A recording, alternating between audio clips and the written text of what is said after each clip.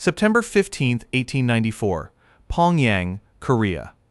The morning air is tense as Japanese infantry advance toward Chinese defensive positions. The soldiers move in organized formations, rifles ready, they are confident. After all, their weapons represent the newest military technology of the era. Each soldier carries a modern Murata rifle, an 8mm breech-loading firearm, capable of accurately hitting targets hundreds of yards away, compared to the outdated weapons used by many Chinese troops. The Japanese expect an easy victory, but the battlefield is about to surprise them. As the Japanese move closer, a strange sound suddenly fills the air. It is not the sharp crack of rifle fire. Instead, it is a rapid mechanical clicking, fast, repetitive, almost like a sewing machine. A moment later, something else follows. A swarm, dozens, then hundreds of small bolts arc through the sky in dense waves. They rain down on the advancing soldiers with terrifying speed. Men begin to fall. At first, the wounds seem minor. Small punctures, barely noticeable compared to gunshot wounds. But within seconds, the injured soldiers begin to scream. Some clutch their arms or legs. Others collapse to the ground, shaking violently as poison spreads through their bodies. The Japanese soldiers quickly realize something shocking. The Chinese are not firing rifles. They are firing weapons that were invented more than 2,000 years ago, repeating crossbows. The battle was part of the First Sino-Japanese War, which erupted in July of 1894. The conflict centered around control of Korea, a strategically important region between China and Japan. For Japan, the war represented something much bigger than territory. It was a test. Just 26 years earlier, Japan had undergone the dramatic political transformation known as the Meiji Restoration. During that time, the country rushed to modernize its economy, industry, and military. Japan transformed from a feudal society into an industrializing power.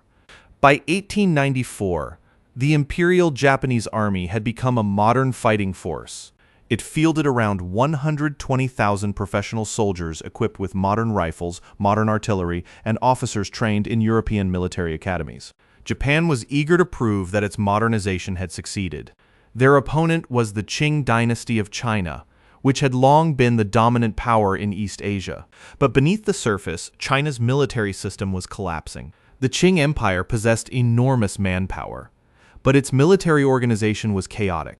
Instead of a unified national army, many Chinese forces were controlled by regional authorities. Different provinces maintained their own troops, equipment, and command structures. These units often refused to cooperate with each other. Equipment varied wildly. In some units, soldiers carried modern imported rifles like the Mauser or Winchester. In others, troops still used outdated muskets or even traditional weapons. Training was equally inconsistent. Some units received modern military instruction, while others practiced with spears or outdated tactics. In extreme cases, firearms training occurred at distances of only 50 feet, far shorter than actual combat ranges. Discipline problems were common. Entire units sometimes fled before or during battles. By 1894, the Chinese military was a strange mixture of modern, semi-modern, and medieval forces. It was a system so disorganized that even capable commanders struggled to control it. Yet within that chaotic army existed one weapon that would shock the Japanese: the repeating crossbow. This weapon was known in Chinese as the Zhuge Nu, often translated as the repeating crossbow.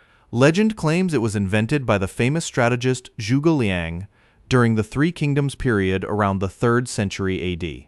However, archaeological evidence suggests similar weapons existed as early as the 4th century BC. Regardless of its true origin, the repeating crossbow had been part of Chinese military history for centuries. By the late 19th century, however, most professional armies had abandoned crossbows entirely. Firearms had long surpassed them in power and range. Yet, in some remote regions of China, the weapon remained in use. Poorly trained militia units still carried them. And when war broke out with Japan, these troops were suddenly thrown onto the battlefield alongside soldiers armed with modern rifles. The design of the repeating crossbow was surprisingly clever. A rectangular wooden box sat on top of a small crossbow frame. Inside the box was a magazine containing about 10 short bolts. Attached to the weapon was a simple lever. Operating it required almost no training. Push the lever forward, and the bowstring was pulled back and locked into position while a bolt dropped from the magazine into the firing groove. Pull the lever backward, and the string released, launching the bolt. Then repeat. Push forward, pull back, push forward, pull back. The mechanism was simple, fast, and reliable. An untrained soldier could fire all 10 bolts in roughly 15 seconds. That rate of fire was faster than traditional bows, and far faster than old muzzle-loading muskets. Even compared to modern rifles, the sustained volume of fire could be impressive. But the weapon had serious limitations. The repeating crossbow had a very short effective range, usually around 50 to 70 yards. Japanese Murata rifles could accurately hit targets at distances of 400 yards. In open battle, crossbow troops would be slaughtered long before they could get close enough to use their weapons. There was another problem. The bolts were short and lacked feathers for stabilization.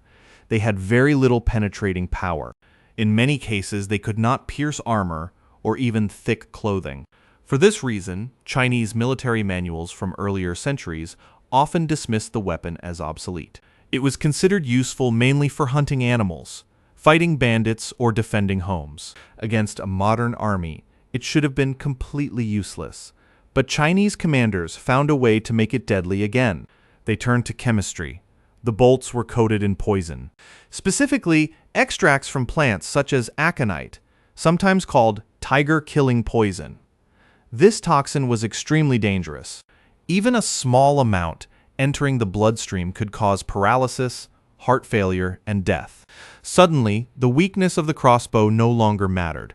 The bolts did not need to penetrate deeply. They only needed to break the skin. A tiny scratch could become fatal.